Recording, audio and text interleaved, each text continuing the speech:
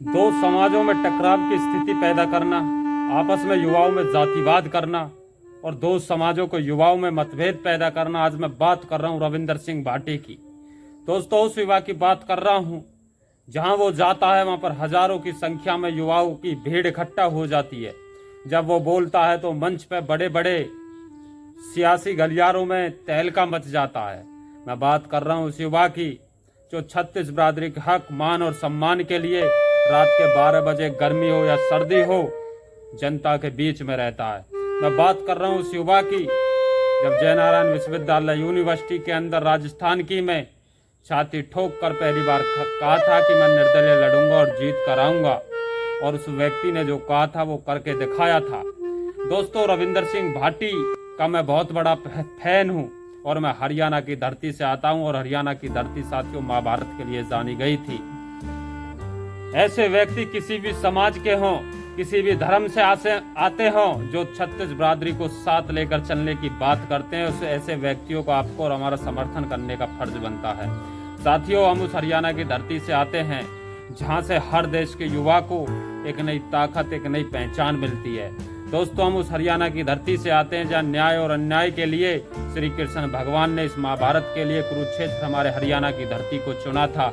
आज तक मैंने साथियों रविंदर सिंह भाटी के चुनाव में, बड़ी बड़ी रैलियों में, बड़े बड़े संगठनों के बीच में जो भाषण देते हैं, कभी भी उनके चुनाव में, कभी भी भाषण में जातिवाद की बदबू नहीं आती।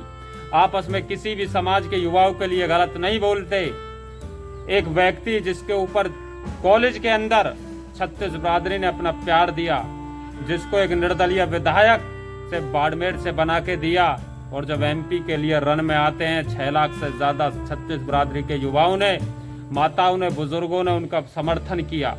मैं उन सभी साथियों और उन समाजों से कहना चाहता हूं, हर समाज में एक ते एक दबंग और एक ते एक सूरमा ऐसे साथी पड़े हैं। कृपया हमें कमेंट करके बताएं, अगली वीडियो उसी साथी के ऊपर बनाएंगे। मैं रविंदर सिंह भाटी का बहुत बड़ा फैन हूं। कभी मौका मिलेगा रविंदर सिंह भाटी से मिलने का तो एक बार जरूर मिलकर आएंगे अपने जीवन में। और दोस्तों, आपसे आशा करता हूं वीडियो पर एक शेयर जरूर करें ताकि ये भाटी साहब तक वीडियो पहुंच सके। और मैं उन सभी समाज के नेताओं से कहना चाहता हूं जो अपनी राजनीति चमकाने के लिए आपस में दो समाजों के लिए गलत बयान दे देते हैं, किसी समाज की बहन बेटी के लिए तो किसी समाज के महापुरुषों के लिए। ऐसा ही मामला उत्तर प्रदेश की धरती आगरा पर हुआ था, जहां हिंदू सूरवीर के ऊपर एक 2 कोड़ी का नेता राणा सांगा जी के ऊपर अभद्र भाषा, अभद्र टिप्पणी का जब प्रयोग करता है तो उनके सम्मान में 36 बिरादरी आती हैं। कुछ जातियां विरोध में थीं और 36 बिरादरियां फिर सम्मान में थी उन्हीं समाजों की।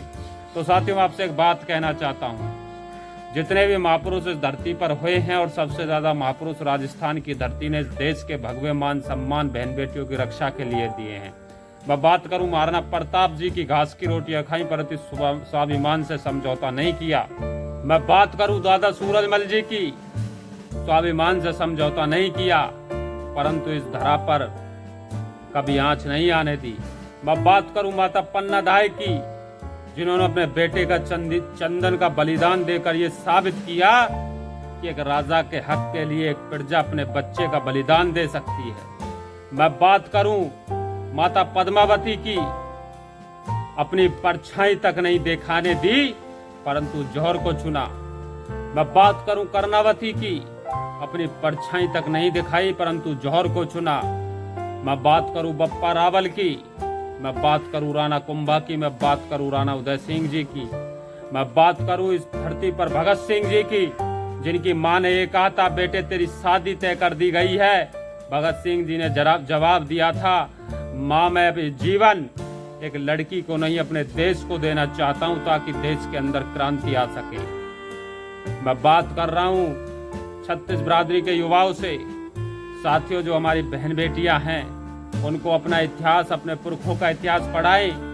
महापुरुष किसी एक जाति, एक समाज के नहीं होते, महापुरुष 36 बिरादरी के होते हैं। मेरे घर में राणा प्रताप से लेके दादा सूरजमल से लेकर मीर घोष, दादा नंगपाल तोमर जी की मूर्तियां लगी हुई हैं। अगर आज मैं वीडियो बना पा रहा हूँ, हवा पानी ले पा रहा हूँ, आपसे 2 बातें कर पा रहा हूँ तो इन्हीं सूरवीरों की बदौलत आज मैं हिंदुस्तान में घूम फिर पा रहा हूँ। आने वाले समय में अगर तुम अपने बच्चों को इतिहास नहीं पढ़ाओगे तो उस समाज का एक दिन इतिहास खत्म हो जाता है। जब समाज का इतिहास खत्म हो जाता है तो वो इतिहास पन्नों में से मिट जाता है।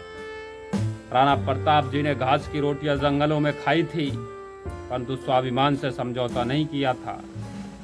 मैं रविंदर सिंह भाटी का एक बहुत बड़ा प्रशंसक हूँ और रविंदर सिंह भाटी के बयानों में कभी भी जातिवाद की बदबू नहीं आती, कभी भी किसी समाज के लिए गलत नहीं बोलते।